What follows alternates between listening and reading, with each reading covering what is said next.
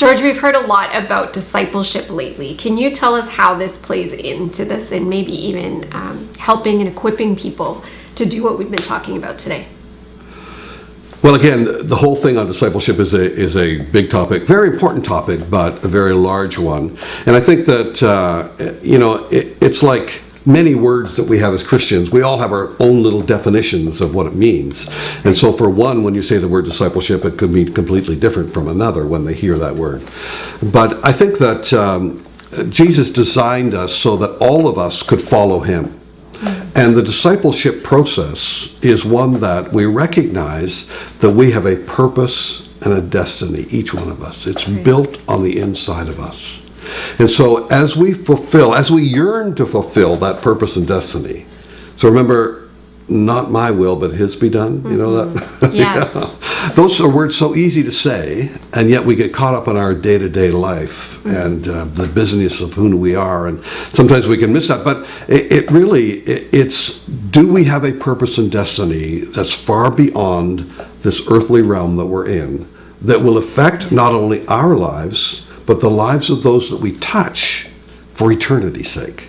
And the answer has to be yes. Absolutely. So part of the discipleship process is exactly that, and that is the transformation of the lives of the people that we interact with. And again, it is a yearning that we have on the inside of us to be able to touch the lives of others. And sometimes I think in church life we've made it into a system and a process rather than it being about relationship with people and actually, like you say, seeing the life change.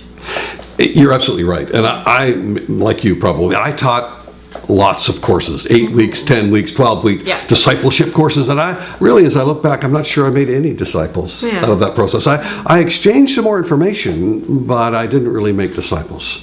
And so this whole idea of picking up my cross, and I know that's sort of our Christian words, but it means all the things that God has designed me for. Am I willing to invest my life into that day after day after day? And then am I willing to pour my life into another so I can see this nation change? Remember it said, Matthew 28, and make disciples of all nations. So the goal has to be not the discipling of the person, the goal has to be discipling of the nation.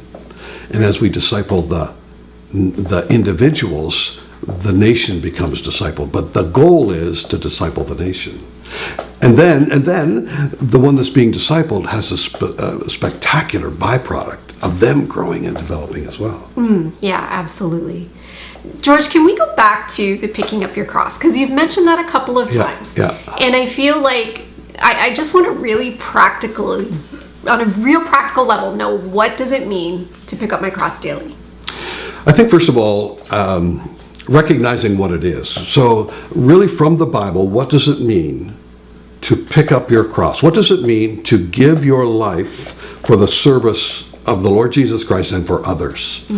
And I think most of it is, first of all, you need a biblical understanding of what that looks like. And that's pretty common in the New Testament. We can see it over and over and over again in the New Testament, and through the life of Paul, through all the disciples, the post-resurrection life of the disciples. You'll see that they went to all different nations and they all physically gave their lives. They all were martyred somewhere or another, except for John, and they tried really hard to martyr him, but they couldn't quite make it. But all of them gave their lives physically for this gospel, but they also gave their lives as far as the totality of what they were doing. So you might be a housewife, or you might be a truck driver, or you might be an astronomer, or a doctor, or a lawyer, and you need to be the best that you can be at that. But that is just then an environment for you to bring Jesus into effectively.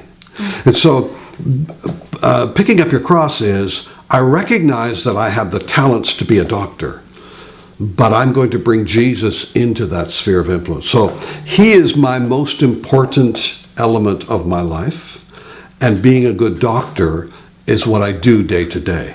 And so I bring Jesus into every element of my life. So whatever that might be, however that is, that has to be your number one priority. Right. I'm going to the grocery store and I'm going to get groceries, but if there's some way I can bring Jesus into that situation, I'm going to. I love it. Okay. Yeah, I love being that. Just the idea as a Christian, as a follower of Christ, to be open, to have God moving in my life on a daily basis. I think that's really important for all of us to remember. And I think what we can overlook sometimes is, I think that we're not aware enough of how often He's speaking to us, nudging us to do things. I think that every single day we have an opportunity to bring Jesus somehow, somewhere. If we're willing to listen. If we're willing to listen, and then we're willing to step out. And I think the more that you step out, the more confident you become of, He's really with me anyway. Yes. He's really directing me on these things. And don't necessarily look at the face of the person that you're speaking to, because sometimes their facial expressions don't really indicate what's going on the inside. I remember talking to another waitress recently. Marilyn and I were another couple were out, and I spoke to her as well, and there was just no reaction whatsoever. And I'm thinking afterwards, oh, did I miss it there? No, because things go on the inside of that person that you don't really know. Right. So just be willing to step out and take the initiative to speak up for the Lord Jesus Christ. Yeah. And then we leave it to God and let Him do His work. True. And I find that most people are very open and receptive to that. Yes. They're not, very, very few. That's very good. few. Thanks for another great conversation today, George. Great to be with you again, Brenda. Yeah. Thank you so much.